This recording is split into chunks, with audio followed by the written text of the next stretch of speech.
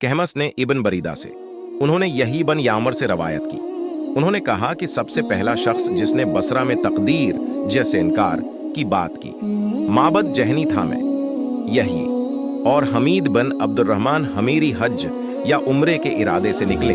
हमने आपस में कहा, काश रसूलुल्लाह के सहाबा में से किसी के साथ हमारी मुलाकात हो जाए तो हम उनसे तकदीर के बारे में इन आजकल के लोगों की कही हुई बातों के मुताल्लिक दरियाफत कर लें। तौफीक उलही से हमें हजरत अब्दुल्ला बिन उम्र बिन खिताब रजी अल्लाह इन्हुमा मस्जिद में दाखिल होते हुए मिल गए। मैं और मेरे साथी ने उनको दरमियान में ले लिया।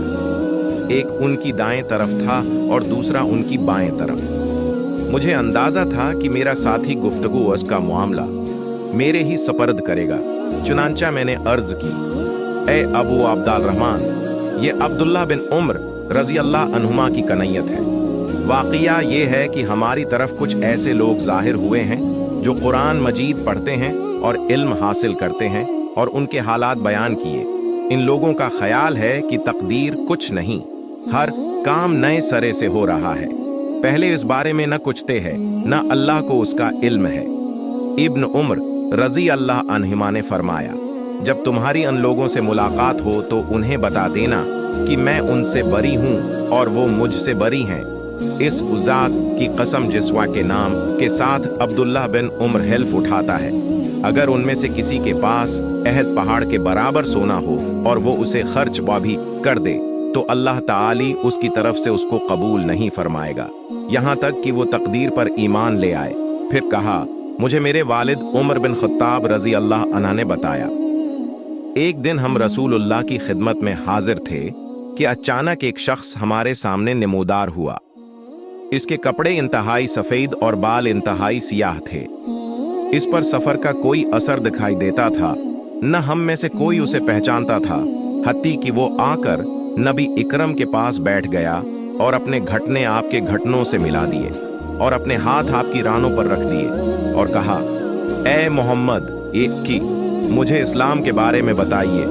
रसूलुल्लाह ने फरमाया, इस्लाम ये है कि तुम इस बात की गवाही दो कि अल्लाह ताली के सिवा कोई इबादत के लायक नहीं और मोहम्मद उसके रसूल हैं। नमाज का एहतिमाम करो, ज़िका अदा करो, रमज़ान के रोज़े रखो और अगर अल्लाह के घर तक रास्ता तय करने की इस्तिताअत हो तो उसका हज करो। उसने कहा, आपने सच फरमाया। हजरत उमर रजी अल्लाह अन्हु ने कहा, हमें उस पर ताज्जुब हुआ कि आपसे पूछता है और खुद ही आपकी तस्दीक करता है। उसने कहा, मुझे ईमान के बारे में बताइए।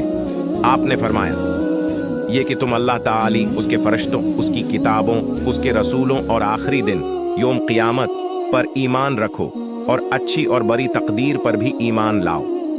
उसने कहा, आपने दरस्त फरमाया। फिर उसने कहा, मुझे एहसान के बारे में बताइए। आपने फरमाया, ये कि तुम अल्लाह ताली की इबादत इस तरह करो गविया तुम उसे देख रहे हो और अगर तुम उसे नहीं देख रहे तो वो तुम्हें देख रहा है। उसने कहा, तो मुझे क़यामत के बारे में बताइए। आपने फरमाया, जिससे उस क़यामत के बारे में सवाल किया जा रहा है वो पूछने वाले से ज्यादा नहीं जानता। उसने कहा, तो मुझे उसकी अलामात बता दीजिए।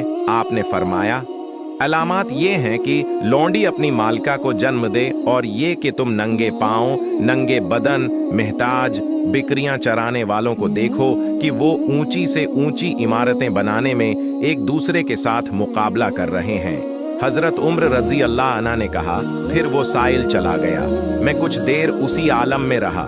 फिर आपने मुझसे कहा, ए उमर, तुम्हें मालूम है कि पूछने वाला कौन था? मैंने अर्ज की, अल्लाह और उसका रसूल ज्यादा आगाह हैं। आपने फरमाया, वो जबरील अलैहिस्सलाम थे, तुम्हारे पास आए थे, तुम्हें तुम्हारा दीन सिखा रहे थे।